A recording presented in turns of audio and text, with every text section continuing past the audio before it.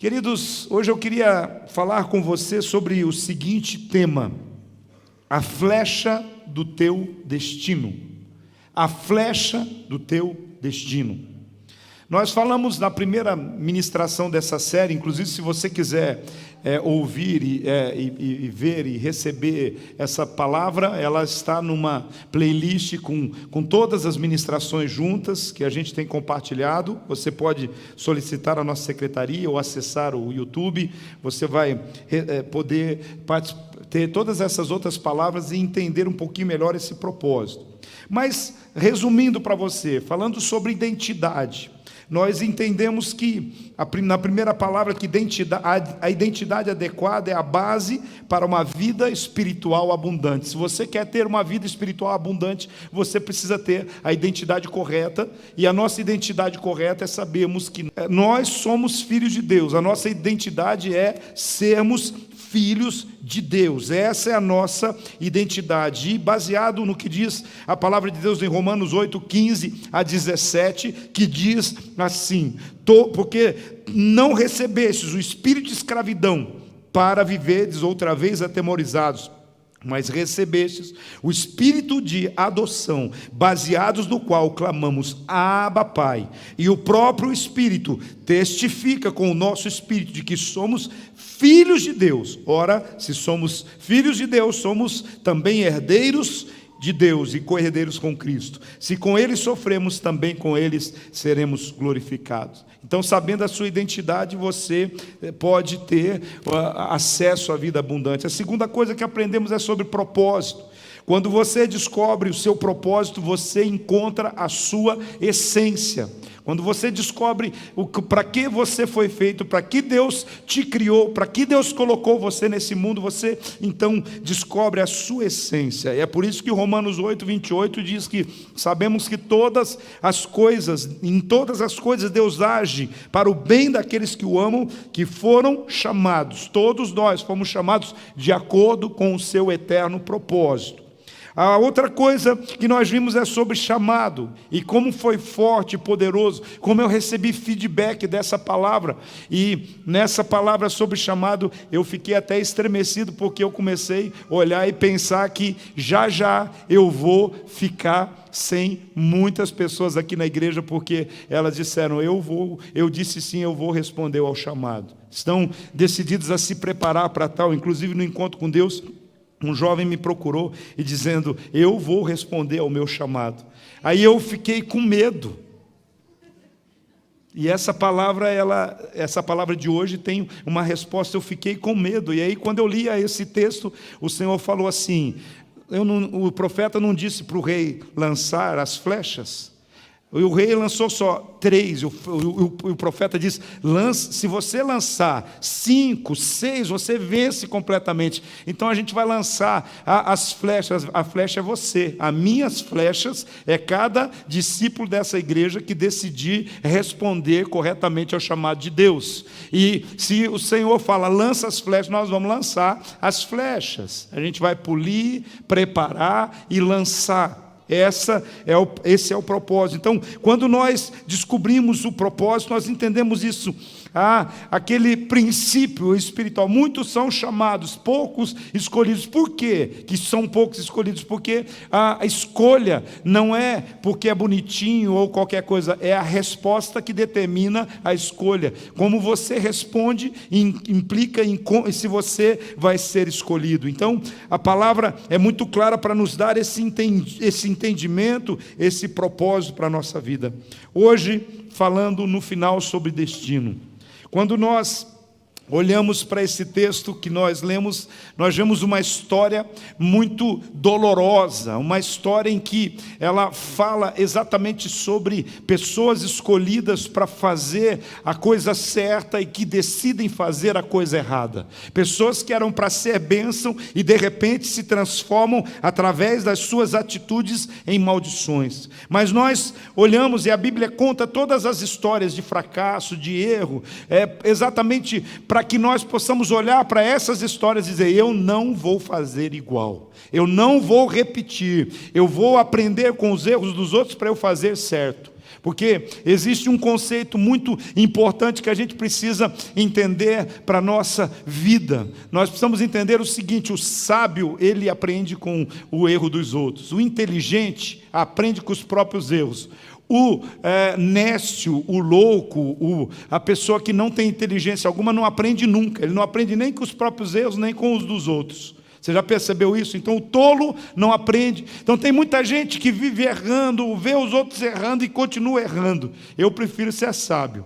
Eu prefiro olhar para um texto bíblico desse e ver o que esse rei fez de errado e dizer: não vou fazer igual a ele, vou fazer diferente, porque assim eu vou acertar. Então esse é o chamado de Deus para nós. Deixa eu dizer uma coisa para você. Quando você se converteu, você entendeu o propósito de Deus para a sua vida na terra. Você descobriu, de fato, a sua identidade, porque você começou a ser chamado de filho de Deus. Quando nós estamos nos movendo, como agora nesse movimento do encontro com Deus, uma das coisas que cada um está compreendendo é a razão do chamado, do discipulado, do propósito, da grande comissão em que Deus dá para cada crente.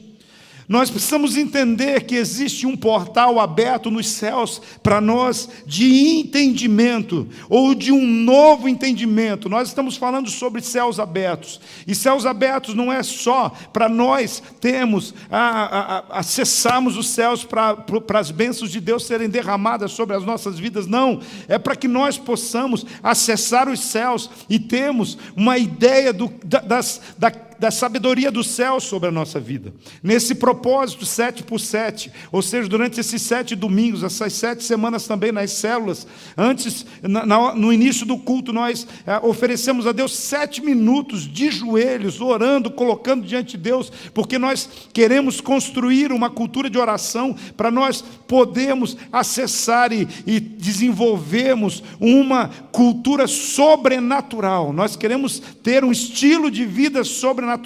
E isso só é possível quando nós estamos dispostos a acessar a mente de Deus, as verdades do céu para a nossa vida.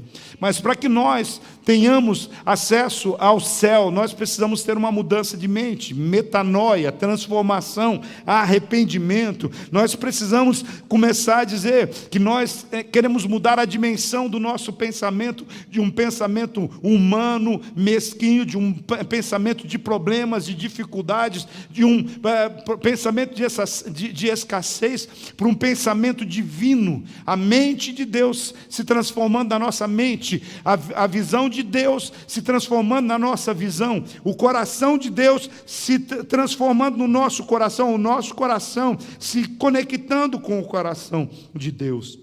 Quando nós olhamos para esse propósito, nós só podemos entender: não existe como acessar uma cultura do céu se nós não decidimos viver uma vida e darmos uma resposta e sermos profetas nessa geração. Deus tem um destino profético para cada um de nós. E o que é um profeta? Quando eu falo para você de ter um destino profético, quando eu falo para você de um profeta, quando você olha para essa ideia do o que é um profeta? Um profeta é alguém que consegue ler a mente de Deus. Um profeta é alguém que consegue discernir a voz de Deus e, dessa forma, processar e decodificar a voz de Deus para que nós possamos entender. O que é um profeta? É alguém que consegue ter uma conexão com os céus direta, debaixo do sobrenatural. E é por isso que eu quero dizer para você: a flecha do seu destino é ser um profeta para essa geração. O mundo está precisando ouvir a Deus. O mundo está precisando ouvir os céus. A terra está precisando ser transformada. O céu precisa invadir a terra. E quem vai fazer, vai liderar essa invasão? Os profetas que Deus está levantando nessa geração. É isso que nós precisamos entender. Nós não podemos ser meramente pessoas passivas que sentam numa cadeira, recebem uma mensagem, uma pregação a cada domingo e volta e passa a semana e tal, vivendo uma vidinha comum. Deus tem chamado você para uma vida sobrenatural, uma vida extraordinária, uma vida de milagres, uma vida em que você recebe a palavra e você faz conforme a palavra, uma vida em que Deus manda um profeta para dizer assim: faça um ato profético, pega um arco, pega flecha, ele põe a mão em cima, abençoa, e ele fala: agora lança a flecha naquela direção, agora você pega todas as flechas e lança. Sim, é esse espírito, mas eu quero que você entenda o seguinte: uma das revelações dessa palavra que nós lemos, é que Deus não espera de você o mínimo, Deus espera o máximo. Se você quer viver o sobrenatural de Deus, você não pode se conformar nem com o mínimo, nem com o médio. O médio se diz a respeito de mediocridade. Muitas pessoas vivem uma vida medíocre, mediana, porque escolheram viver essa vida mais ou menos, uma hora para cima, outra hora para baixo. Deus tem para você uma perspectiva de que você possa experimentar o sobrenatural, a dimensão do reino, a vida que passa a girar em torno do profético, do apostólico, do pastoral, do cuidado. O céu, ele começa a passar de deixar de ser aquele lugar onde eu vou, é o lugar que eu trago para a minha vida. O grande problema nosso é que nós vivemos uma vida esperando, uma hora eu vou para o céu. Eu quero dizer para você, eu decidi, eu quero trazer o céu aqui e agora na minha vida, e eu quero também que você possa ter a mesma oração, a mesma determinação de trazer o céu aqui e agora para a sua casa, para o seu negócio, para a sua vida conjugal, para a sua vida de relacionamento, para a sua vida emocional. É essa a promessa. Quando nós oramos o Pai Nosso, começamos esse culto cantando a oração do Pai Nosso, e nós declaramos: venha o teu reino. Não é venha em um dia qualquer, é venha hoje mesmo. Nós precisamos também não só cantar e dizer, nós precisamos trabalhar, nos preparar para que o céu venha e que nós possamos experimentar o sobrenatural na nossa vida. Eu quero chamar você, igreja, para você ter essa consciência que o céu não é um lugar para você ir. O céu é um lugar que você deve trazer para cá. Nós vamos sim, num destino eterno, quando findar todas as coisas, nós vamos sim, na eternidade, viver com o Senhor. Eu não sei se o céu, se a terra vai subir, se o céu vai descer. Eu só sei que eu vou viver na eternidade com Deus, e é isso que importa. Mas uma coisa eu quero dizer para você, eu posso garantir pela palavra de Deus que o Senhor tem um propósito de trazer, de liberar o céu para você agora, mas você precisa acessar, você precisa trazer, você precisa estar disposto a mover debaixo desse propósito. É por isso que no contexto dessa palavra nós vamos ver que era o final da vida de um dos profetas mais relevantes do Antigo Testamento, Eliseu.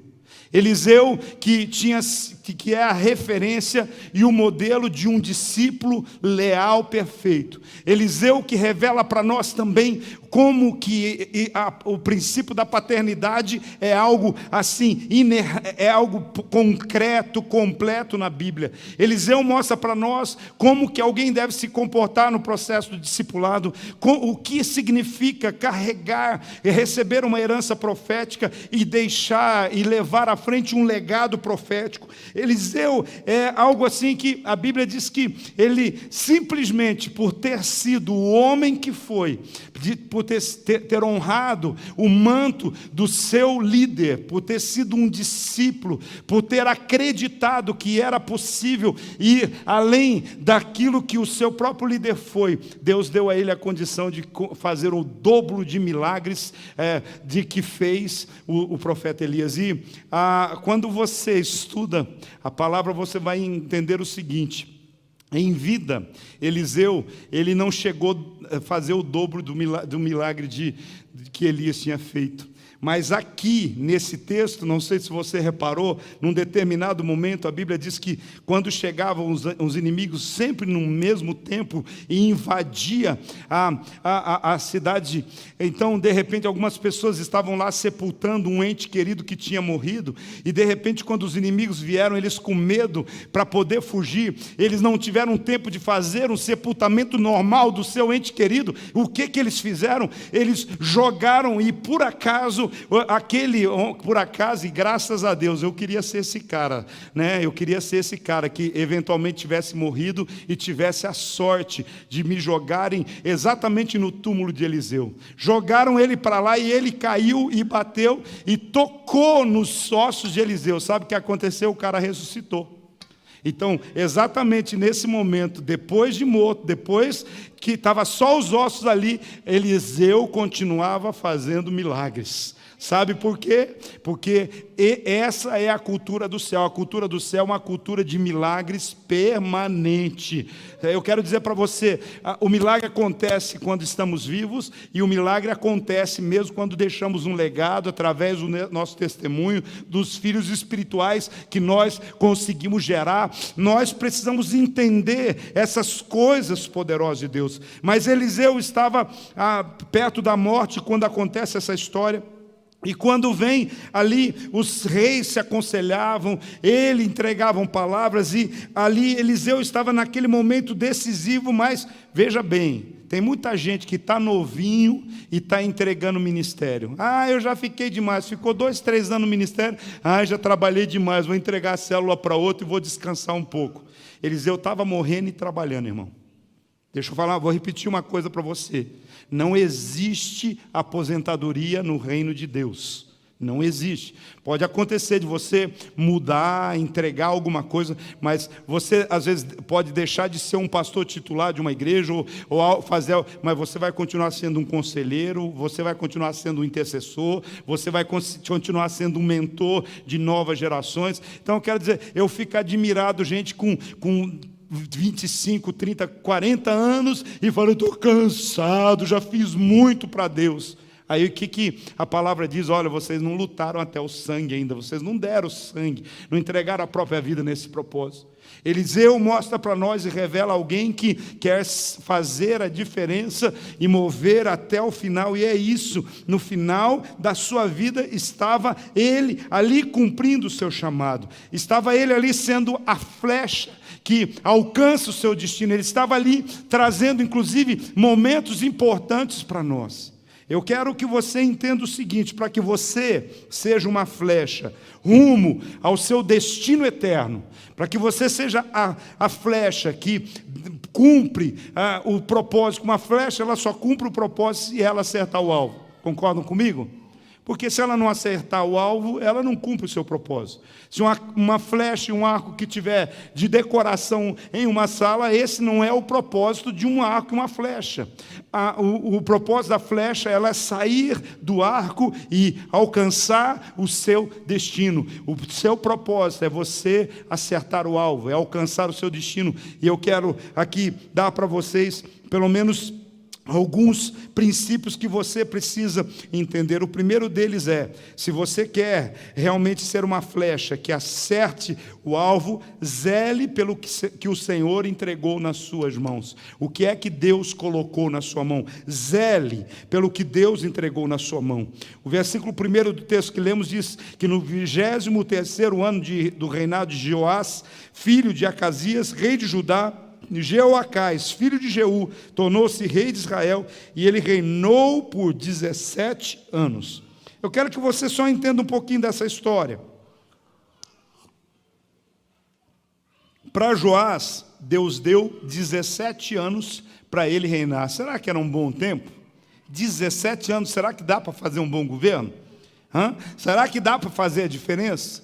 Eu não sei quantos anos Deus tem dado para você, mas olha só, para você eu tenho certeza que Deus já entregou algo poderoso em suas mãos. E talvez a pergunta é: o que você tem feito com o que Deus tem colocado na sua mão? O que você tem feito com os dons, com os talentos? O que você tem feito com as oportunidades que Deus tem colocado em suas mãos? Você tem zelado por isso? Quando eu estou falando sobre isso, eu quero trazer de forma prática e dizer assim, que eu queria que você parasse e pensasse um pouquinho sobre algumas coisas que Deus deu para a sua vida. Olha só, se você é casado, Deus deu um cônjuge, uma esposa ou um esposo para você zelar. O que você tem feito com o seu casamento, com o seu relacionamento? O que você tem feito com os filhos que Deus tem te dado? A Bíblia diz que os filhos são como flechas. Os nossos filhos são como flechas. A palavra estabelece. Sabe, Deus te deu oportunidade, jovem. O que você tem feito com os seus estudos? Sabe, tem gente que fala assim, não, eu já tenho um salário que está tudo bem, eu já tenho a minha casa, para que eu vou estudar? Você vai estudar para ser gente.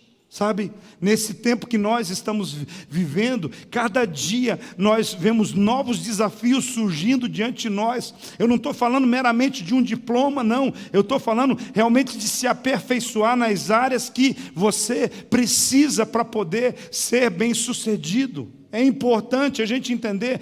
Eu não consigo entender como no século 21, nessa era da tecnologia, nesse tempo que nós estamos vivendo, tem gente que adora um iPhone, tem gente que gosta de um Xbox, que gosta de alta tecnologia, que gosta de internet e não gosta de estudar. Daí eu pergunto assim, você já imaginou se quem inventou o iPhone, se quem inventou o videogame, se quem inventou o computador não gostasse de estudar, em que era que nós estaríamos? Na era da pedra.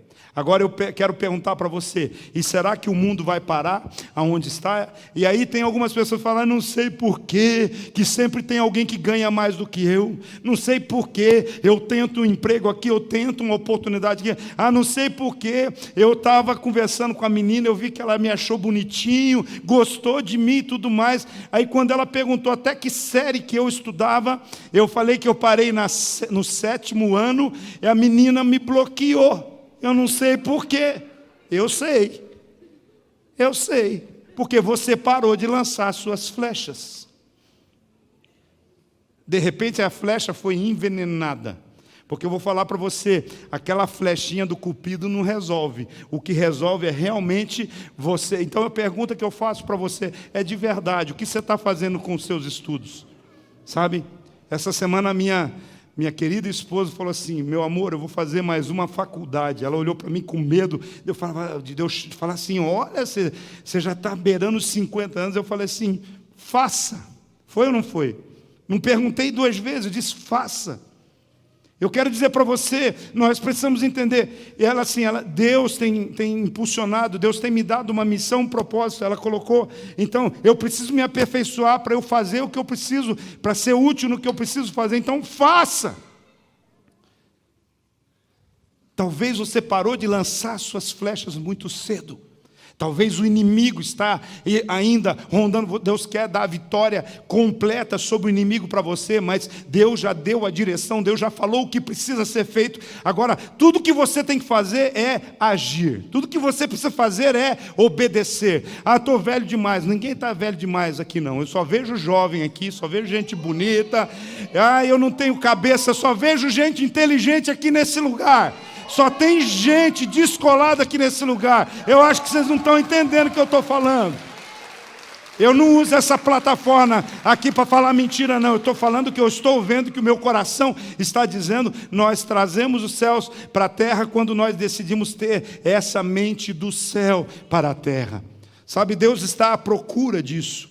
Sabe, a sua carreira, o seu emprego, a sua empresa, o seu ministério, a sua célula são as suas flechas. Nós precisamos ter esse entendimento, a influência que Deus tem dado em alguns lugares, setores, pessoas, essa graça, que tem algumas pessoas que têm uma graça de se comunicar. Você já percebeu que tem pessoas que têm um acesso fácil ao coração das pessoas? Tem pessoas que quando elas chegam num lugar assim, parece que a atmosfera muda no lugar. Eu quero, o que você está fazendo com isso?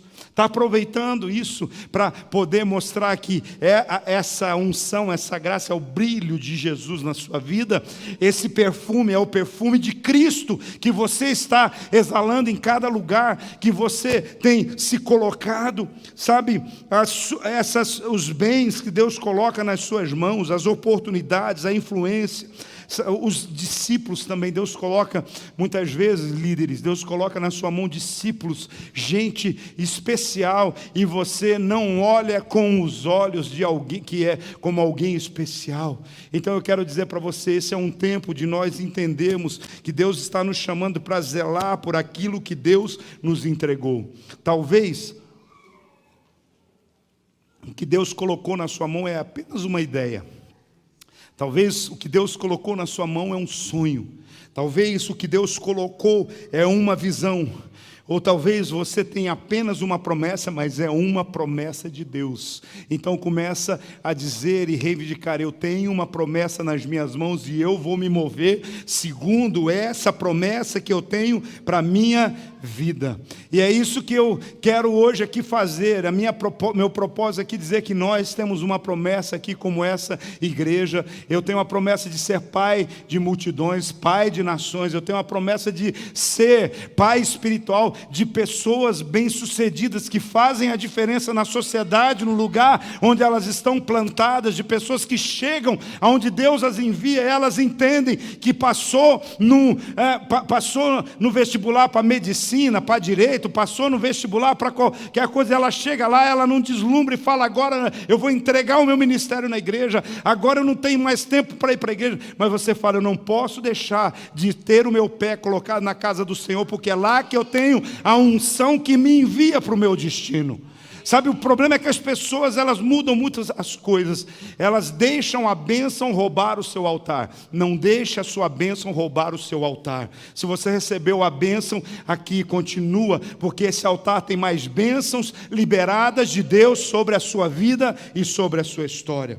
Sabe, eu não sei exatamente o que é que Deus te deu, mas eu sei que você precisa entender 3 coisas fundamentais nisso. A primeira delas, você precisa entender sobre 3 coisas fundamentais sobre mordomia. Mordomia, tudo que eu tenho não é meu, tudo é de Deus. Pode colocar o próximo PowerPoint. Então, tudo que temos vem de Deus. Uma pessoa só pode receber o que os céus têm para dar para ela. Se você é de Deus, você tem que ter esse conceito: tudo que eu tenho vem de Deus, vem do céu sobre a minha vida. A segunda coisa que você precisa entender: você precisa ser fiel no pouco para ser colocado sobre o muito. Tem muita gente que fica esperando: eu vou ser fiel, eu vou dizimar quando Deus me dá um grande salário, eu vou começar a assumir um ministério na igreja quando Deus me der um emprego que eu consiga ter flexibilidade de horário, eu vou isso, eu vou aquilo. Seja fiel no pouco que Deus vai te confiar mais. Eu estou dizendo mais. O mais de Deus não é igual ao meu mais. O meu mais é só um mais, o mais de Deus é um plus. Então eu quero dizer para você: se você quer mais de Deus na sua vida, você precisa ser fiel no pouco que você tem hoje. E a palavra de Deus diz claramente isso aí em Mateus 25, 21. Muito bem, servo bom e fiel. Você foi fiel no pouco, eu te porei sobre o muito. Quer ver uma coisa? Quantos aqui já foram fiel no pouco e perceberam Deus colocando você sobre o muito? Quantos? Você vai: eu fui fiel no pouco e Deus me colocou sobre o muito. Talvez você fale: já estou sobre o muito. Eu quero dizer para você: se fiel sobre o pouco, Deus coloca sobre o muito. E o fiel sobre o muito, onde é que Deus coloca? Aí é uma questão exponencial. Eu nem consigo explicar. Eu nem consigo entender aonde Deus pode te levar. Se eu posso receber um amém, você pode receber isso sobre a sua vida?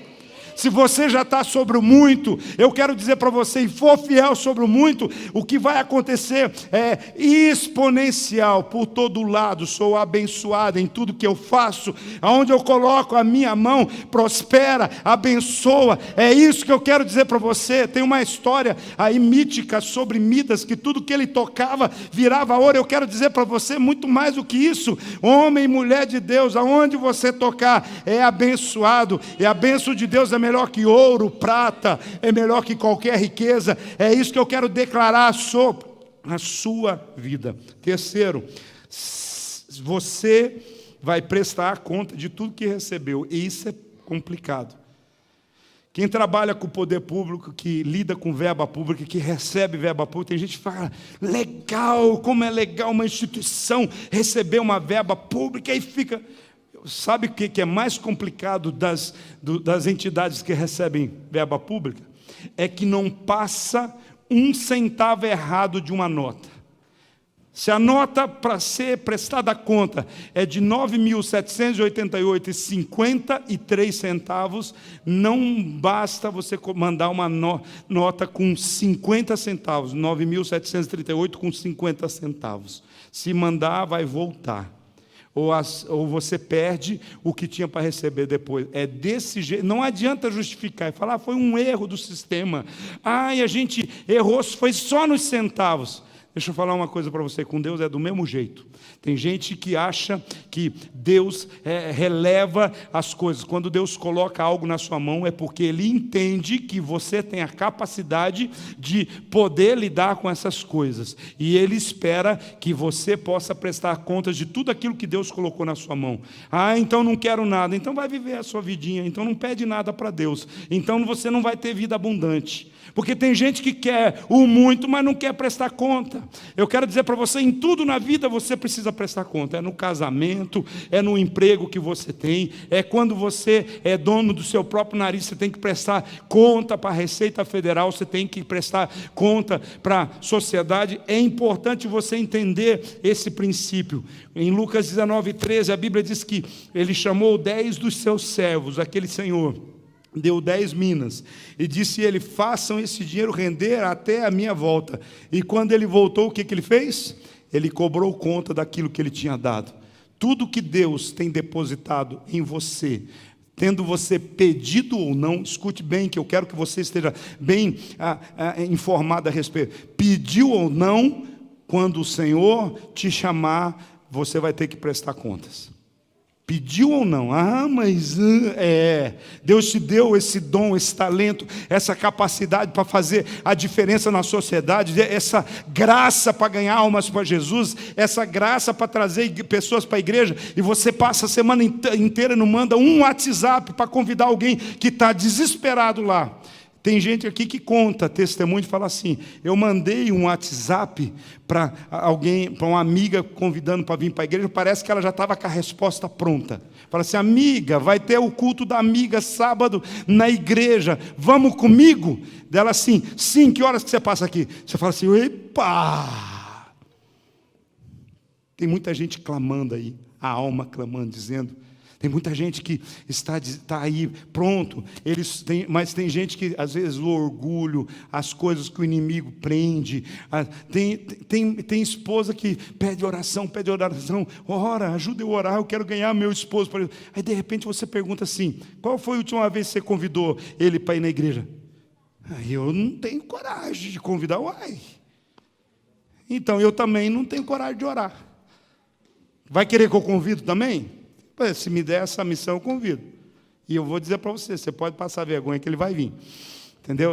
E ele vai dizer assim, ela sempre se arrumava, eu ficava por lá. Onde você vai, amor?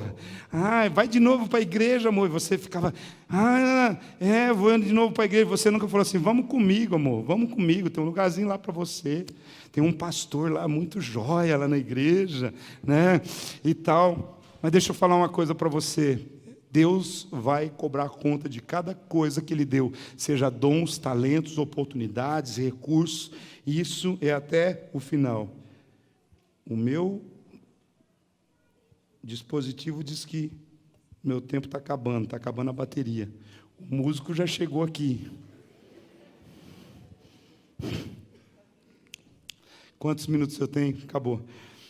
Então eu quero dizer para você o seguinte: não queira o que Deus deu para outros, mas seja grato e zele pelo que Deus deu para você. Pare de ficar olhando para os outros, começa a agir com o que Deus para você. Sua revelação é o seu ministério, o seu dom aponta para o seu chamado, a sua dor será a sua especialidade. Eu falei para o menino aqui, cadê ele? Eu falei para você, Adriel, né? Eu disse, na área que nós somos curados, nós recebemos legalidade para curar. Na área que nós somos libertos, nós temos autoridade para libertar. Eu quero dizer isso para vocês. Às vezes você fala, por que dessa dor? Por que desse problema? Por que dessa crise? Por que eu passei por isso tudo? É porque Deus estava dando a você autoridade e legalidade para dizer para as pessoas, eu vou orar por você, vou ensinar você, faça assim, porque eu passei por esse vale, eu superei, eu venci, e você vai vencer também. É assim que Jesus nos ensina. Da mesma forma como Ele venceu, Ele disse, vocês também, se vocês creem em mim, se vocês fizerem o que eu mando vocês fazer, vocês vão superar tudo aquilo que vocês precisam superar. Então, diante dessas coisas, nós precisamos também entender pode baixar um pouquinho? A sua semente determina a sua colheita. A sua semente determina a sua colheita. Se você deixa a pior semente, se você semeia pouco, se você só semeia eventualmente, você vai colher eventualmente. Se você não escolhe as melhores sementes, você vai ter uma colheita medíocre. Se você não semeia, você não colhe. E se você semeia errado, você vai colher. Como nós estamos cansados de aprender sobre isso. Quem semeia vento vai colher tempestade. E eu quero também dizer para você uma coisa aqui. Um Deus que nós servimos, Ele é o Deus de ontem e hoje, mas Ele é um Deus eternamente. Mas o Deus que nós servimos, Ele não está focado no seu passado. O Deus que nós servimos, Ele está focado em dar a você as ferramentas que impulsionam você para o futuro. O Deus que nós servimos é um Deus da eternidade, é um Deus de futuro. Então eu quero dizer para você, uma das coisas que Ele nos ensina é deixar para trás o passado, os erros, os fracassos. Então deixa eu soltar essa bomba para você. O seu passado não profetiza o seu futuro. Não importa o quanto você fracassou, o quanto você falhou, o quanto você errou, o seu passado não profetiza o seu futuro.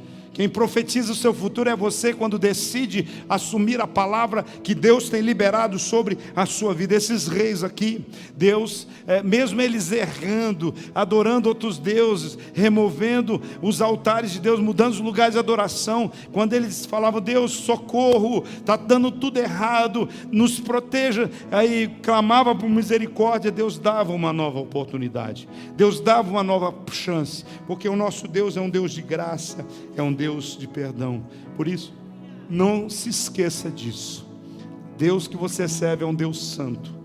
Não se esqueça de que a sua santidade ao Senhor é o que faz a diferença. Esses reis fizeram tudo aquilo que Deus reprovava, mas Deus está à espera de encontrar pessoas que prosperam, crescem, elas ocupam os lugares de influência da sociedade, vão para os lugares, ao invés de serem influenciadas, elas influenciam, ao invés de ser contaminadas pelo pecado, elas contaminam, elas trazem a santidade, trazem a salvação para os lugares. Coloque em pé, vamos orar. Aleluia. Deus está aqui nesse lugar.